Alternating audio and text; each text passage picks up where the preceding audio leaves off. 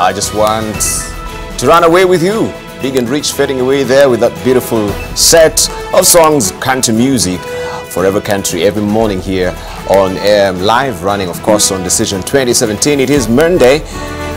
This is the 18th of September 2017. We have a lot lined up for you this morning, and of course, you know, every Monday this is a point comes your way. Already we have our guest in studio, Gladys Boss Shule, Wasingishu Women Rep. Good to see you. How was your weekend? Very good. What were you up to? Kenya. What were you up to? I don't know, I was at the countryside. Countryside. Fantastic. And thanks for coming also through this morning.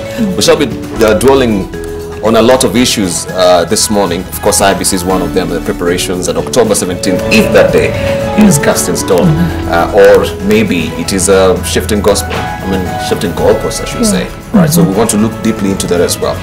So we shall be engaging you, and of course, the rest of our panelists much later in the course of the program. Now, Kenya is at a crossroads with anxiety mounting over the fresh presidential election scheduled for October the 17th.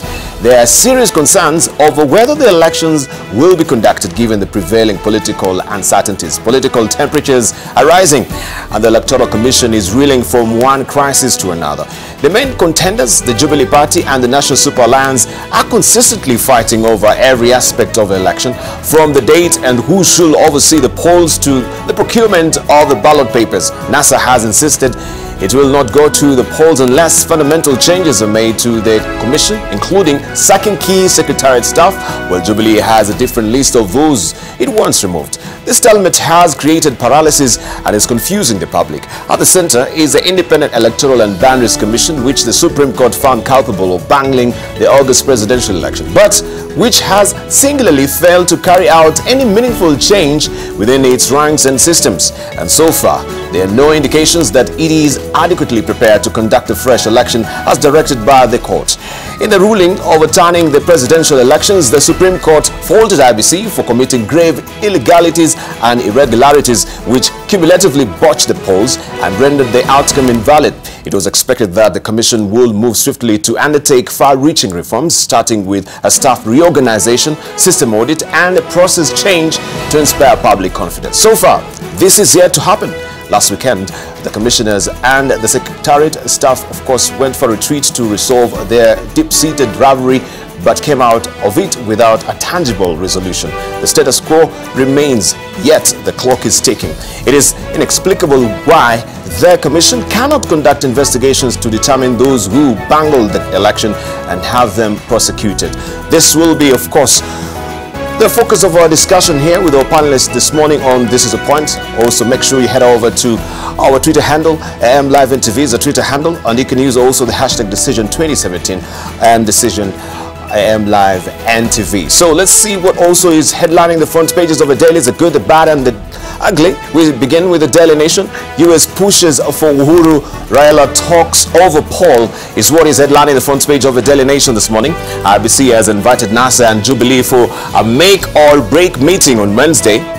Top American diplomats say Trump's government has already reached out to Kenya's political leaders to resolve thorny issues around October 17th election. And we have a bite here from US diplomat for African Affairs. He says, quote-unquote, if our largest embassy is in Nairobi, Kenya, that means we have a stake in that country, and Africa has a stake too. That is what we have also inside the Daily Nation this morning. And we have also all related pictures of how the rallies were yesterday. That is NASA leaders addressing their supporters at Jacaranda Grounds in Embakasi, East Nairobi. And we can see Deputy President William Ruto addressing a rally at Maji Mazuri Grounds in Mwiki, Nairobi yesterday. NASA and Jubilee shift focus to Nairobi as campaigns heats up. Also, as a sidebar story, policeman accused of killing lover. A policeman is accused of shooting dead his 23-year-old lover after she turned down his marriage proposal. And that story continues on page 3 of today's Daily Nation. A quick look also at the Standard, and this is what we have as a splash today. Big 2 adamant as a tough week begins, locking horns. Hours to Maraga's full ruling on annulment of Uhuru's win. Raila launches campaign to remove 12 IBC officials, or there will be no October 17th election. Ruto maintains poll will take place barring plot of a coup or violence, and this story continues on page 8 and 9 of the Standard this morning. Also, Sonko vows to get city matatus out of CBD. You can follow this story also inside the Standard. We have also related pictures of the headlining story, Ruto in Mwiki and NASA in Donholm, Nairobi. You can read the gritty details in the dailies today. A quick look at the Star, and this is what you're waking up to today. How NASA plans to scuttle October 17 repeat election is a splash. Raila and team have launched the No Reforms, No Election campaign. The alliance has vowed to ensure no presidential polls are conducted in counties under its control and Nairobi. NASA governors to spearhead the campaigns. This story tucked away on page 4 and 5 of the Start today. And also this is how the crowd stand out. Mobilization, NASA principals led by the flag bearer Raila Odinga during a campaign rally in Jacaranda Grounds, Embakasi, Nairobi yesterday. This is how they turned out in force. Also, we have the People Daily for you. French firm to sue Raila for defamation is a splash. OT Morpho says its systems was not hacked. Plans to sue opposition for making unfounded claims. That story tucked away on page 6 of the People Daily. Also, Treasury cuts projects budget to finance polls, measures seek to raise cash to fund fresh presidential election estimated to cost more than 15 billion shillings. This story continues on page 19 of the People Daily. NASA in Donholm, Jubilee in Kasarani. Those are the pictures also related to the headlining story. Jubilee NASA pitch tent in Nairobi, and you can follow the rest of these details inside the People Daily today. I want to show you what we have on the front page of the Business Daily. 20-year prison term for hackers of state secrets. Proposed law also enhances punishment for purveyors of fake news. This story is tucked away on page 4 of the Business Daily today. And Nairobi is Africa's 4th most expensive capital city. Nairobi is Africa's 4th most expensive African city to live in, according to a cost of living index prepared for various cities across the world. Expertistan, it says, an online cost of living calculator has placed the Kenyan capital, which hosts various international organizations including UN Habitat, behind Harare, Port Louis and Pretoria. But the survey also found that Nairobi has the 4th cheapest domestic labor in the world and the lowest purchase price for a Volkswagen Golf at 1.4 TSI, as well as a pair of basic denim jeans. You can follow this story on page 4 of the Business Daily. Job cuts loom in Samsung Nairobi office shakeup. That story continues on page 4 of the Business Daily today. I want to show you also what we have on the front page of Taifa Leo, and this is your splash today. Uchaguzi upo? That is a question mark. Jubilee na NASA wakaa ngumu, huku kampuni ya mitambo ya Kims ikisema inahitaji muda. That is the story that we have on the front page of Taifa Leo. A quick look also on what we have across the borders. I want to show you what we have on the front page of the People Daily in Uganda.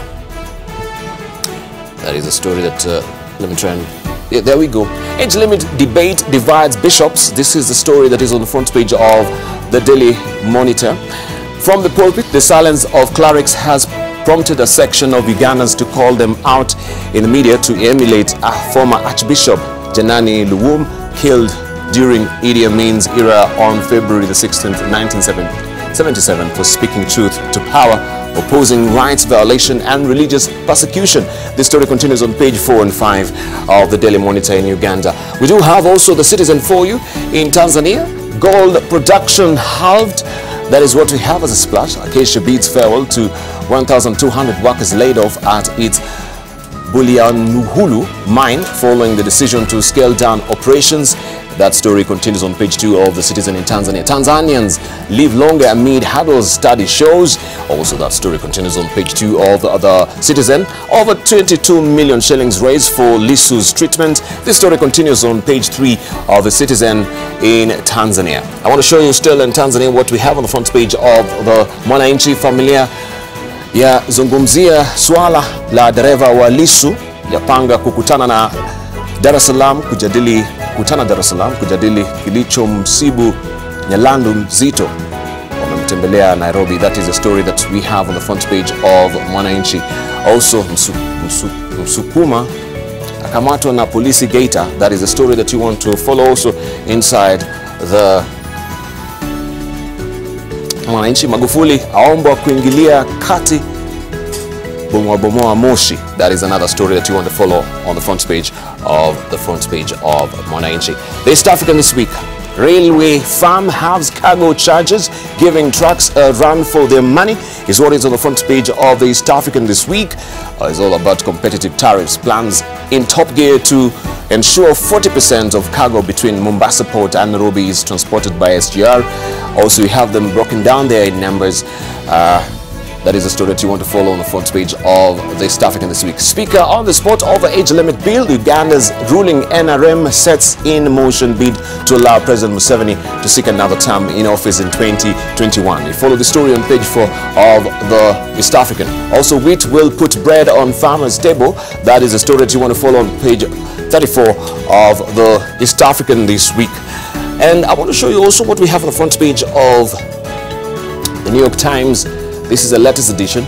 How big business got Brazil hooked on junk food. You want to follow that story also inside page 12 of the New York Times. This is the national edition. As UN meets, eyes on Trump, leaders gather taking measures of a president. Remember, there will be a resumption of the UN General Meeting this week. We'll give you all the gritty details of that in our international news. And project extends U.S. timetable in Afghanistan, a remaking of Kabul, expanding green zones and digging in for the next decade. That is a story that you want to follow inside the New York Times. We have the editorial cartoons for you, and this is what has been drawn by a guy in Taifa Leo, Maslahi Wachanganuzi, Maslahi na Wachanganuzi. This is all about political analyst, I bet, and this is what he has done for you. And also in the Daily Nation, this was actually in Standard's editorial cartoon on Saturday. We will use that much later in the course of the program. But I want to show you what we have in the Daily Nation today. This is what he has done for you as well. Defectors open to the highest bidder. People are jumping ship right now. And we have also the Star for you with this particular editorial cartoon. Nairobi County government unveils ambitious CBD decongestion plan. Right, so this is the time you'll be walking according to what Victor has done today. No matatu beyond this point. So be prepared for that. That will be happening from the 20th. And this is what has been drawn there by Victor in the Star.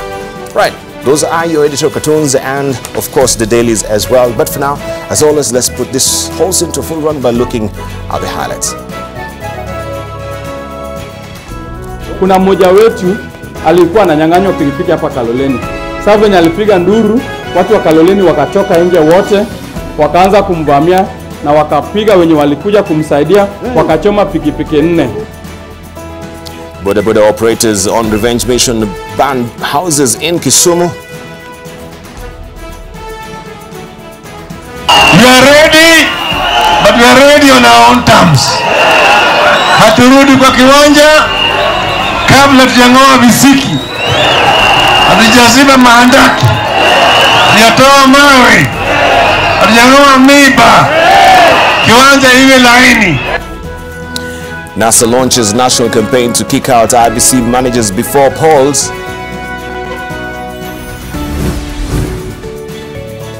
How election technology provider Safran now renamed Morpho bribed officials in Nigeria. I want to tell the perpetrators behind the booing of Mr. Suleiman Shabal, shame on you. That act was made to believe that Shabal is a nobody in this county. And Jubilee strike smack dab in the middle of Shabal and Najib Balala's campaign leadership.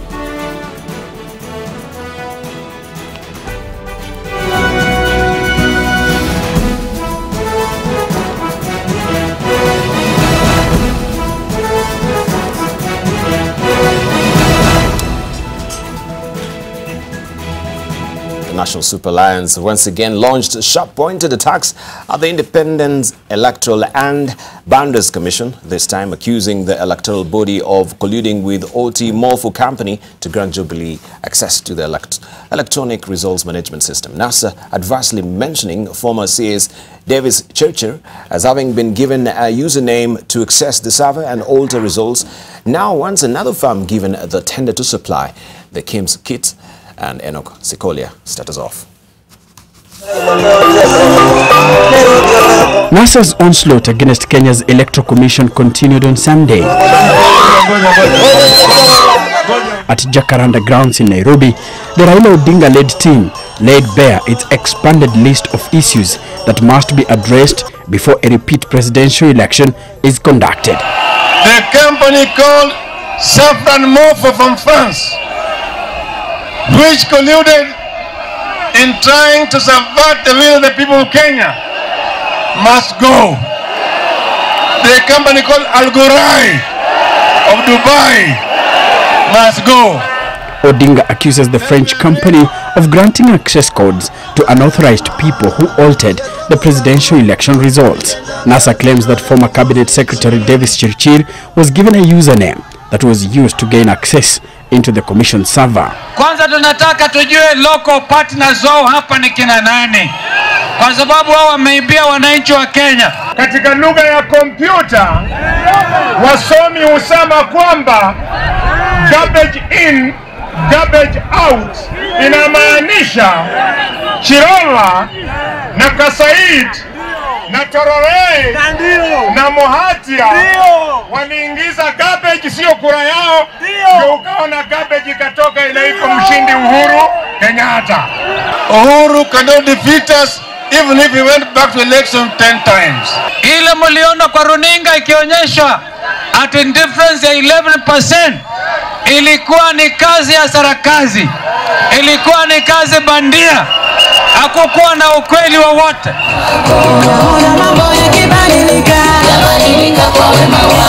The Dubai-based Al Ghurair company, on its part, is accused of printing substandardized ballot materials that aided election fraud. Badala ya Ghurair kuchapisha form 34 ambayo ilikuwa na security features, zingine zinazapishwa hapa tu industrial area. Wizi wa ajabu.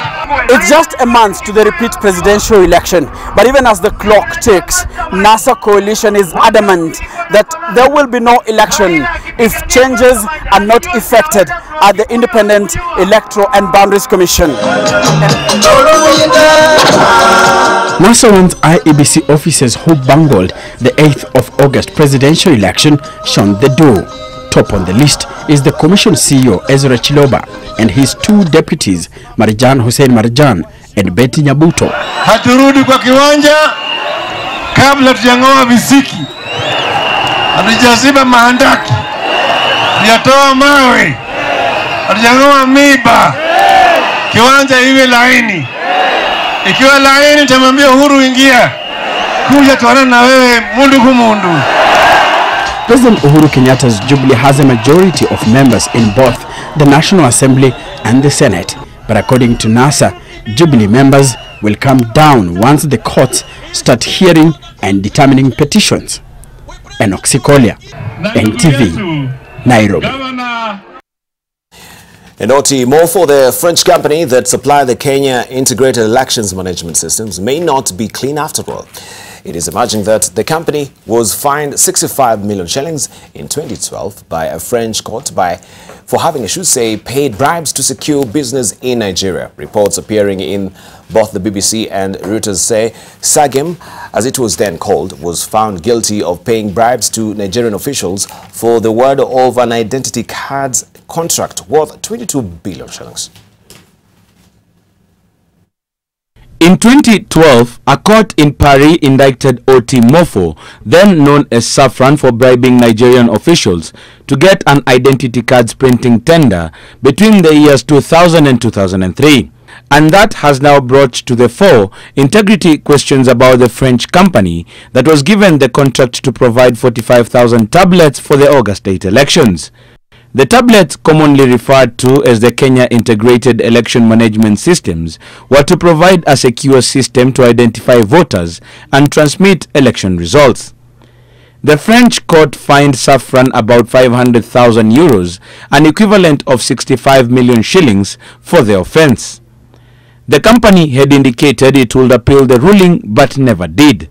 During this period for which it was penalized, OT Mofo was also known as Safran. The previous firm, known as Sagem, merged with competitor Snecma in 2005 to become Safran.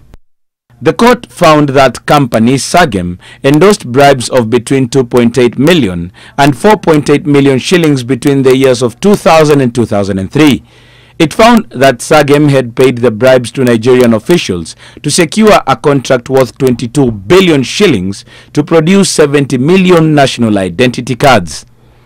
Stories appearing in the BBC and Reuters say that the company had insisted on its innocence, pointing that it is deeply attached to the strict respect of anti-corruption rules. None of its senior management was, however, prosecuted on the charges. In May this year, Obetha Technologies OT and Safran Identity and Security Mofo joined forces to become OT Mofo, in what their website says was key in creating a world leader in digital security and identification technologies. The NASA claims the company has some covert dalliance with the powers that be in the country, thus should not be allowed to participate in any way in the repeat elections. Their role continues to be a subject of discussion as the opposition claims their systems were hacked, creating an avenue for the introduction of an algorithm used to multiply votes in the elections. OT Mofo has, however, denied such. NASA is awaiting response from the French government on its letter requesting investigations into their involvement in hacking. Yesterday, in a statement, OT Mofo, in an interview with AFP, stood their ground on their servers not being hacked or accessed externally, with assertions that they were only being sacrificed. I quote, "Some people are trying to make us the scapegoat of the political situation in Kenya, and we do not intend to play that role." OT Mofo says a self-audit has shown that its servers were not at any time hacked or tampered with, and was willing to participate in another external audit under IEBC's authority. Kennedy Mureithi, NTV. Deputy President William Ruto is claiming that the opposition NASA wants to cause violence to frustrate the October 17th repeat presidential elections so that the country is forced into a coalition government. Ruto, however, assured Kenyans that the repeat presidential election will be carried out in a peaceful environment. He was speaking at a Jubilee rally in Kasarani and Mwiki areas yesterday. Jubilee leaders led by Deputy President William Ruto on Sunday made several stopovers in Kasarani constituency before holding their main rally. The leaders told the opposition coalition NASA to stop threatening Kenyans that there will be no elections, with the aim of being invited into a coalition government. They claimed that NASA was planning demonstrations which will deliberately turn violent to make the work of preparing for the polls difficult. Kataa kwenda uchaguzi, na mimi tuwale na kuambia leo, wewe pia ujipange, tuko tayari kuapisha Uhuru Kenyatta kwa muhula. When our competitors say that it is not that they want to boycott the election, that there will be no election in Kenya, what are they telling us? There can only be two ways where there will be no election in Kenya. Either there will be a coup, or there will be violence and chaos. They dismissed continuous calls by NASA leaders to have changes done at IEBC as an attempt to bulldoze their wish on the mission camouflaging as electoral reformers. IEBC is a legally mandated institution to conduct elections as per the Supreme Court judgment. They do not want the printer of ballot papers, they do not want the supply of technology, and yet they want to pretend that they want to participate in an election. How is an election going to be possible without commissioners, without the secretariat, without the ballot papers, without the supply of technology? Kuna watu wanachetaza hawakupiga kura. Mimi naelekea wananchi wa Kasarani. mgongano wangu Nairobi hautakuwa na maana. Mimi sitaweza kuwasaidia vizuri kama hatutatupatia Rais Uhuru Muigai Kenyatta aendelee na kazi. Earlier, Ruto attacked Odinga through a tweet in response to Odinga's statement, where he claimed that the IEBC CEO Ezra Chiloba collaborated with Ruto in mismanaging the August 8 elections. Daniel Mule, NTV. And scores of families in Debarl Estate in Kisumu will all spent the night in the cold after their houses were burnt down by border operators. Police say that at least 28 houses were torched during an operation by the riders to flush out suspected gangsters they claim had attacked 4 of their colleagues and burnt their motorbikes following a disagreement. Okukus has more on this.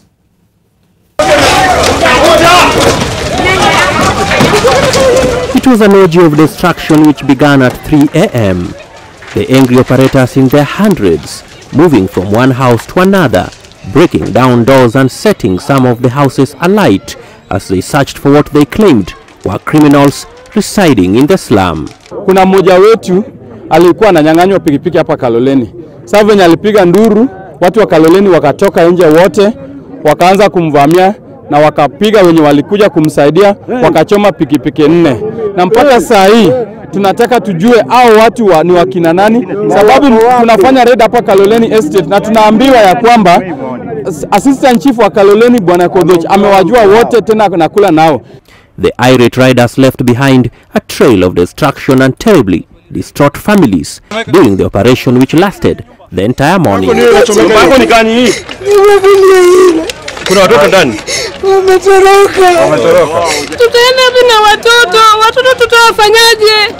Watoto hawajakunywa chai kuanzia asubuhi. Ni tension kuanzia tu usiku saa 9 tuko na tension hapa, tutakuwa wageni wa nani? The operators accused the residents of harboring criminals and vowed to continue with the operation until they rid the slum of gangsters. Tuna demand, tunataka hiyo list ya wezi tuwatafute hata kama watakuwa wapi. Sisi kama wana bodaboda tuko na pesa na tuko na mafuta yetu ya kutafuta hao watu. Tutafanya juu chini tuwapate leo bila kulala. Na tusipowapata leo mchana itabidi usiku tunaenda kufanya raid, hakuna kulala. A fire engine crew that had responded to the distress call was turned away by the rowdy riders, leaving residents to watch helplessly as their houses went up in flames. There was a heightened moment when one of the women attempted to stab herself with a knife, thanks to a quick intervention by a group of youths standing nearby.